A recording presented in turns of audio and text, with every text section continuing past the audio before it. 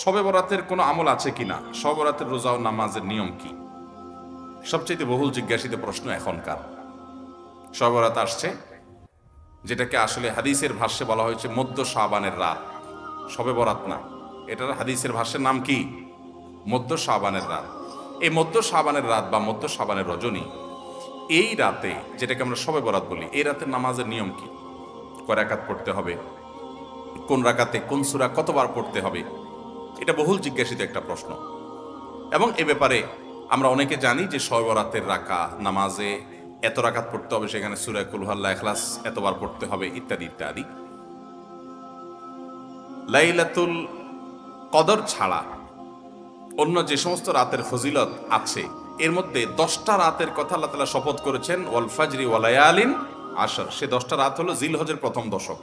খবরও নেই আমাদের দেশে মানুষের, যে রাতগুলোর শপথ আল্লাহ কোরআনে করছেন, কত ফজিলতপূর্ণ।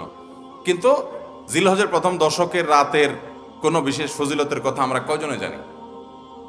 যাই হোক, মধ্য শাবান রজনীর কথা আমরা বেশি জানি শুধু না, সবচেয়ে বেশি আমরা এ রাতে ইবাদত বন্দেগীর চেষ্টা করি। তো সবচেয়ে বেশি চেষ্টা তো হওয়া উচিত হলো লাইলাতুল কদরে। এর পাশাপাশি যদি কেউ মধ্য শাবানের রাতে আল্লাহ তাআলার ক্ষমা লাভের চেষ্টা করে, সেটা দর্শনীয় না, সেটা জায়েজ। এই রাতের এতটুকু ফজিলত অবশ্যই প্রমাণিত যে আল্লাহ রাব্বুল আলামিন এই রাতে হিংসুক ছাড়া, মুশরিক ছাড়া বাকি মানুষগুলোকে সাধারণ ক্ষমা ঘোষণা করেন। অতএব এই রাতের একেবারে কোনোই ফজিলত নেই, ব্যাপারটা সেরকম না। বিভিন্ন হাদিসের আলোকে এটুকু অন্তত সাব্যস্ত হয় যে আল্লাহ তাআলা হিংসুক এবং আপনার মুশরিক ছাড়া, মানুষের পিছিয়ে লাগে শত্রুতা, এই মানুষটা বাকি মানুষ থেকে মাফ করে। তাহলে মধ্য শাবানের রাত বা যেটাকে শবে বরাত বলছি আমরা, এই রাতের মূল আমলই হলো, এটাকে কেন্দ্র করে মূল আমলই হলো নিজেকে শিরক এবং হিংসা থেকে পরিচ্ছন্ন করা, সাধারণ ক্ষমার উপযুক্ত করা। এটা হলো মূল আমল, বাস। এর বাইরে আপনি ক্ষমা লাভের জন্য যদি চেষ্টা করেন, সেটা কোনো দর্শনীয় বিষয় নয়। তবে এই রাতকে কেন্দ্র করে বিশেষ ফরম্যাটে নামাজ, রাত জেগে, তারপর বিশেষ ফরম্যাটে ইবাদত, এই সূরা এতবার, এই নামাজ এত রাকাত, এরকম কোনো কথা কোরআন হাদিসে বর্ণিত হয়নি। এগুলো আমরা মন গড়া বানিয়ে নিয়েছি। এবং যদি এরকম কোনো ফরম্যাট আমরা ঠিক করে নিয়ে সেভাবে ইবাদত করাটাকে আমরা এ রাতের আমল, শরিয়া সিদ্ধ আমল মনে করি বা সুন্নাহ আমল মনে করি বা কোরআন হাদিস নির্দিষ্ট আমল মনে করি, তো একটা বেদাতে পর্যবেসিত হবে।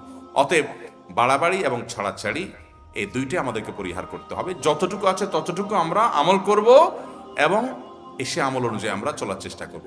শবে বরাতে সবচেয়ে বেশি মানুষ মসজিদে কেন ভিড় জমায় বলেন তো? শবে কদর বেশি ফজিলতপূর্ণ না এই রাত?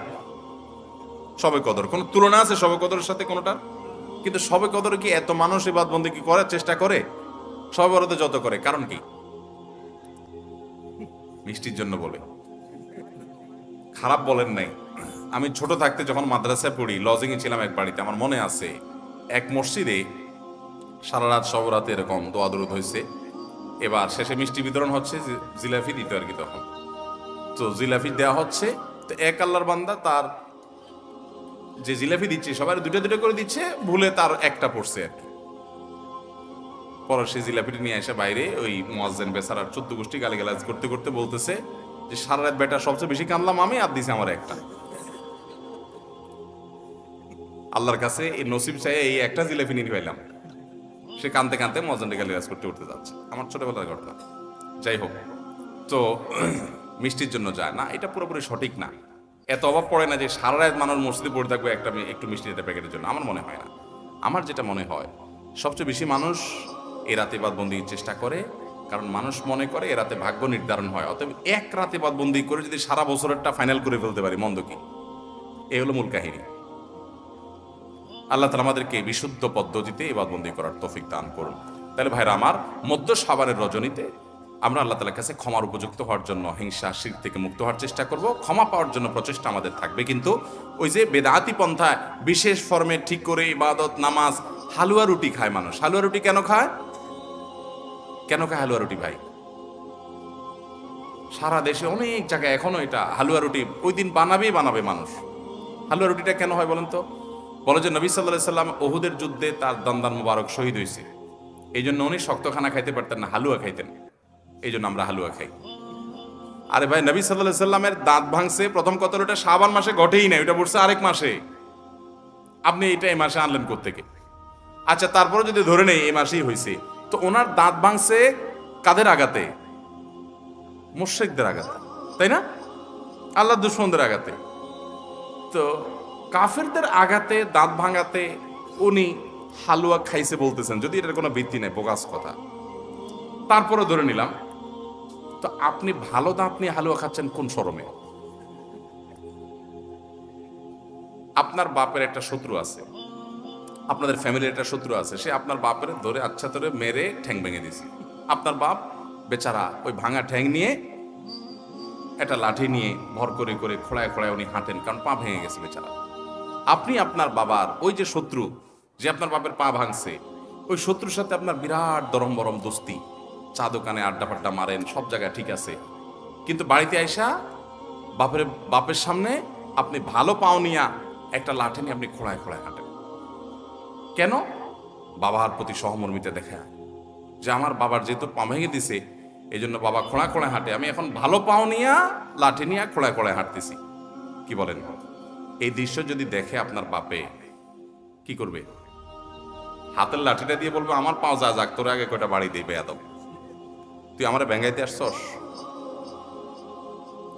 আমার পা ভাঙছে যারা, তুই পারলে তাদেরকে বিচারের আওতায় আনবি, তাদের একটা বিহিত করবি, সেটা না করে তার লগে তলে তলে তোমার সম্পর্ক, তুমি আসছো আমার এখানে নাটক করে আমার সহমর্মিতা জাহির করতে।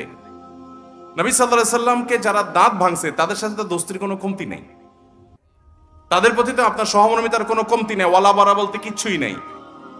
কিন্তু আপনি হালুয়া খায়া ভালো দাঁত নিয়া আপনি নবী সাল্লাল্লাহু আলাইহি ওয়াসাল্লামের প্রতি সহমর্মিতা প্রদর্শন করছেন, এর চেয়ে হাস্যকর আর কি হতে পারে? আল্লাহ আমাদেরকে সঠিকভাবে দিন পালন করার তৌফিক দান করুন। শহরাতে আসলে ওই যে আগে একসময় আমরা দেখতাম পটকা ফুটতো, বাজি ফুটাইতো, যাক আলহামদুলিল্লাহ এগুলো পুলিশ প্রশাসনের নির্দেশনার কারণে থামছে।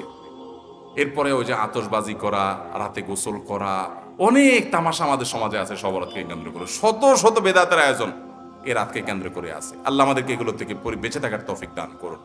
আমরা আল্লাহর কাছে ক্ষমা লাভের চেষ্টা করবো, আল্লাহ আমাদেরকে ক্ষমা লাভ করার, ক্ষমা পাওয়ার তৌফিক দান। আঠা দিয়ে ইঁদুর মারা ও ইলেকট্রিক ব্যাট দিয়ে মশা নিধন করা কি জায়েজ আছে না হারাম? আঠা দিয়ে ইঁদুর মারার যে একটা সিস্টেম আছে আমাদের দেশে, এটা জায়েজ নেই, এটা কোন অবস্থাতে জায়েজ নেই। কারণ এটা খুবই মর্মান্তিক, এটা খুবই অমানবিক, এটা খুবই অমানবিক। কারণ আঠা দিয়ে ইঁদুর মারার এক দুইটা দৃশ্য আমি দেখেছি। এখানে যেটা হয়, ইঁদুর আঠার উপরে উঠে গেলে এরপরে দেখা যায় ওই অবস্থায় তার মৃত্যু হওয়ার আগ পর্যন্ত সে ওই আঠা থেকে তার নড়তে পারে না, ওই অবস্থা পড়ে থাকে। এবং যে ব্যক্তি ইঁদুর ধরার জন্য ফাঁদ আটছে আঠা দিয়ে, ওই ব্যক্তিও আর ওই ইঁদুরকে আঠা থেকে বের আলোক করতে পারে না। আলোক করতে গেলে চামড়া, শরীর সব আলাদা হয়ে যায়, ছিঁড়ে যায় জীবন্ত।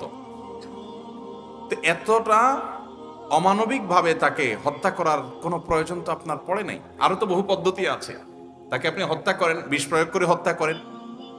যে প্রাণী আপনার উপদ্রব করে, আপনার কষ্ট দেয়, আপনি তাকে হত্যা করতে পারেন আপনার উপদ্রব থেকে বাঁচার জন্য, সেটা জায়েজ আপনার জন্য।